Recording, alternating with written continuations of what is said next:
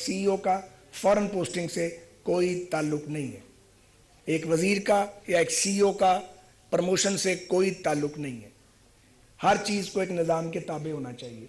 हमने foreign postings के निज़ाम को अपग्रेड किया है और जो बाहर जाना चाहता है वो मेरिट के उस फिल्टर से गुजर के जाएगा। जो रह गया वो रह गया। बहुत सिफारशी तंग करते हैं, उसमें कलीग्स भी शामिल हैं और हर तरह के लोग शामिल हैं। मैं उनको बार बार ये कहता हूँ, आज भी इस प्लेटफॉर्म से कहता हूँ कि सिफारिश और ये जो अकरबा परवरी का कल्चर है इसको हमने ख़त्म करना है। क्योंकि जब आप एक नाइंसाफ़ी करते हैं तो आप नाइंसाफ़ियों का फ्लड गेट खोल देते हैं। ऐसा नहीं होना चाहिए। पीआईए बदकिस्मती से दहाइयों तक हुक्मरानों का तख्ता मश्क बनता रहा और जो हुकूमतें आती थीं वो अपने लोगों की भर्ती करती थीं। हर तरह की भर्तियां की गई। जब हम यहाँ से जाएंगे कोई एक भर्ती भी ऐसी इंशाल्लाह हमारे दौर की नहीं मिलेगी, क्योंकि हमने ऐसा कोई काम नहीं करना। मैं पीआईए के दोस्तों को कहता हूँ और पीआईए के साथियों को, आपके चैलेंजेस बहुत बड़े हैं, आपकी मुखालिफ कुव्वतें बहुत ताकतवर हैं। इंटरनेशनल एयरलाइंस भी आपको खाना चाहती हैं। मैंने ये सख्त लफ्ज़ जान के इस्तेमाल किया। और अंदरून मुल्क भी बहुत से माफियाज सरगर्म अमल हैं। इंटरनेशनल लेवल पर भी पीआईए के ख़ात्मे के बाद लोग ख्वाब देखते हैं। इसको आप अगर चाहें तो अल्लाह की मदद से इसको गलत साबित कर सकते हैं। मिसाल के तौर पे जो आपका फ्लाइंग ऑपरेशन के दौरान स्टाफ है, अगर उसका रवैया प्रोफेशनल होगा तो वो लोगों के लिए एक आसानी पैदा करेगा, जिसकी अब इतला आनी आहिस्ता आहिस्ता शुरू हुई है, लेकिन अभी इस्लाह की गुंजाइश बहुत है। आपके पास मैकेनिकली फिट जहाज़ हैं लेकिन पुराने हैं। ज़ाहिर आप उनको ओवरनाइट चेंज नहीं कर सकते, लेकिन आप उसमें सामान तो पूरा कर सकते हैं। कुशन्स हैं, ब्लैकेट्स हैं। आप खाने का जो आपका ये जो फ्लाइट किचन है इसका जो मायार है उसको अपग्रेड करें। जो लाहौर में यहाँ पे खिचड़ी पकी हुई थी, जिस हालत में यहाँ जो हालात थे अब वो बदले गए हैं, लेकिन अभी आपका जो रावलपिंडी की बेस है उसकी इस्लाह की सख्त ज़रूरत है। जो आपका कराची का फ़्लाइट किचन है उसमें इम्प्रूवमेंट हुई है, अप टू मार्क अभी तक भी नहीं है, उसको आपको अप टू मार्क करना है। मैं शुक्रगुजार हूँ एयर वाइस मार्शल आमिर साहब का। वो एक बड़े ही अच्छे मुंतज़िम हैं, एक जेंटलमैन है, लेकिन असूलों पे कोई समझौता नहीं करते। इनको फॉलो किया जाना चाहिए। और जब तक हम असूलों पर समझौते करते रहेंगे हम कोई बड़ा काम सर अंजाम नहीं दे सकते। और अगर हम बिल्कुल राह रास्त पे चलेंगे तो अल्लाह की मदद आएगी। अल्लाह की मदद आ रही है पीआईए को। अल्लाह की नुसरत आपको मिलेगी, आपको कामयाबियाँ मिलेंगी। ये लाउंज ये पिछले कई साल से तकरीबन 10 बरस हुए इस लाउंज को टच नहीं किया गया था। आज पीआईए ने चेयरमैन की टीम के ताउन से इसको एक प्रेस्टिजियस लाउंज में कन्वर्ट कर दिया अल्लाह के फजल से। इसके बाद अब हम कराची में भी, जैसा कि सीईओ साहब आपको बता गए हैं, 2 लाउंज वहाँ पे कराची एयरपोर्ट पे जो डोमेस्टिक लाउंज है और जो इंटरनेशनल डिपार्चर लाउंज है उसको भी अपग्रेड कर रहे हैं और वहाँ भी चेयरमैन की टीम काम कर रही है। और बहुत सारी बातें करने वाली। आपके पास इस वक्त 25 एयरक्राफ्ट्स हैं जो ऑपरेशंस में हैं। ये इंशाल्लाह जनवरी में 28 हो जाएंगे। आपके 2 777 जो हैं वो उनको अरसा हो गया वो खड़े हैं, उनको हम वापस फ्लीट में लेके आ रहे हैं।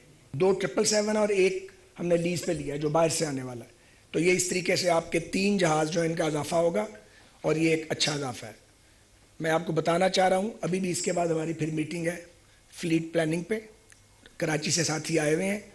हम नए जहाज़ लेने के लिए सर तोड़ कोशिश कर रहे हैं, लेकिन कोविड के बाद अमीर मुल्कों ने और अमीर कौमों ने बुकिंग करवा ली है और वो हमें इस वक्त मिल नहीं रहे और हमें तो लीज़ पे चाहिए। लेकिन हम कोशिश कर रहे हैं, हमें हमारी कोशिश में अल्लाह ताला हमारी मदद करेगा।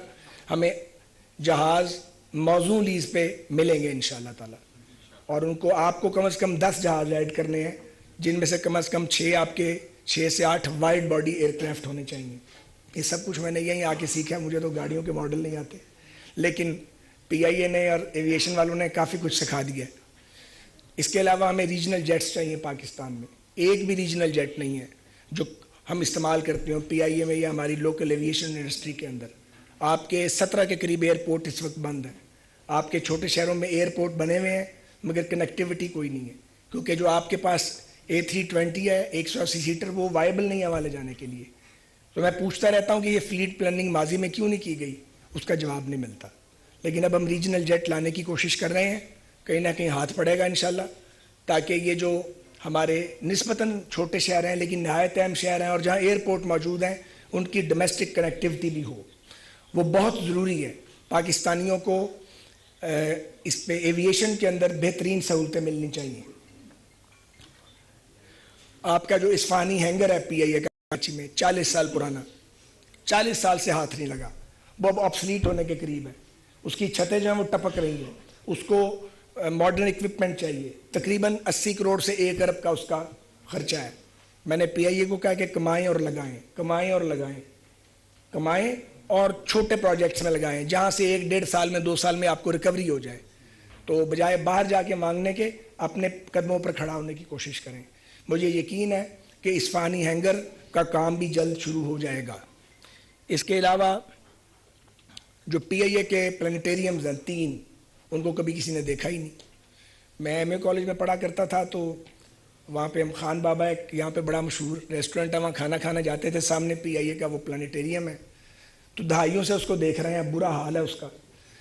तो मैं उस वक्त भी सोचा करता था कि डाउनटाउन में ये इतनी अहम जगह है, PIA इसको अपग्रेड क्यों नहीं करता।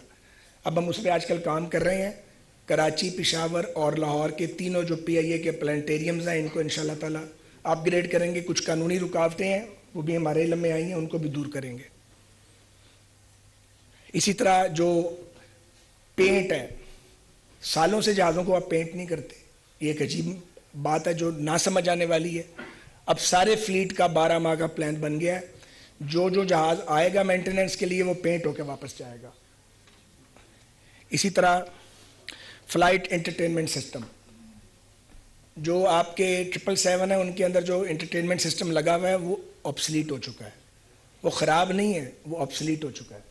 तो अब हम उसके लिए हमने ब्लू बॉक्स टेक्नोलॉजी हासिल की है और जहाज़ों में उसकी तनसीब का काम हम बहुत जल्द शुरू करेंगे।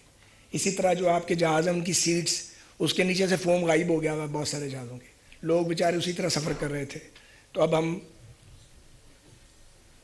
5+2 7 A320 उनकी अपग्रेड कर रहे हैं और 2 777 के जो लॉन्ग हॉल पे जाते हैं, जो कनाडा और पाकिस्तान के दरमियान चलते हैं, ताकि लोगों को आसानी हो, उनकी ज़िंदगी आसान करें।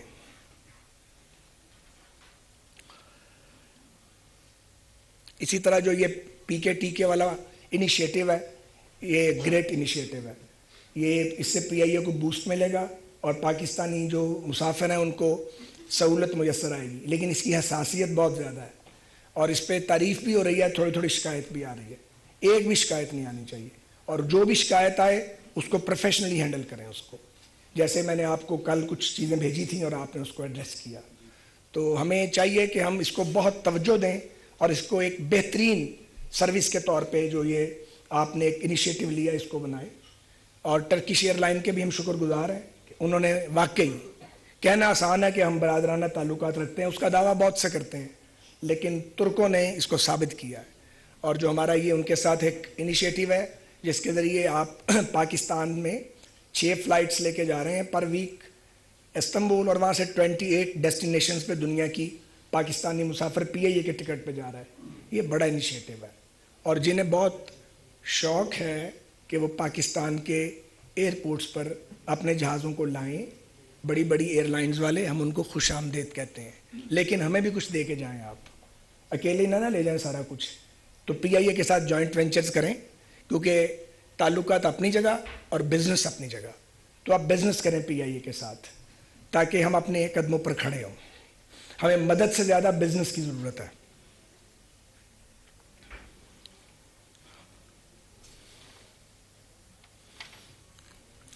मैं सिमुलेटर्स इन्होंने नस्ब किए हैं वहाँ सिमुलेटर कॉम्प्लेक्स में, वो नया सिमुलेटर भी आ गया, उससे हमारी ट्रेनिंग का मायार भी बढ़ जाएगा और हमारा फॉरेन एक्सचेंज भी बचेगा।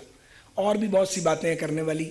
मैं आपको फिर कहूँगा, PIA की टॉप मैनेजमेंट को, PIA के जो मिड करियर अफसरान हैं और जो आपका स्टाफ है और जो फ्लाइंग स्टाफ है, कि आप मेहरबानी फरमा के और कमिटमेंट के साथ काम करें।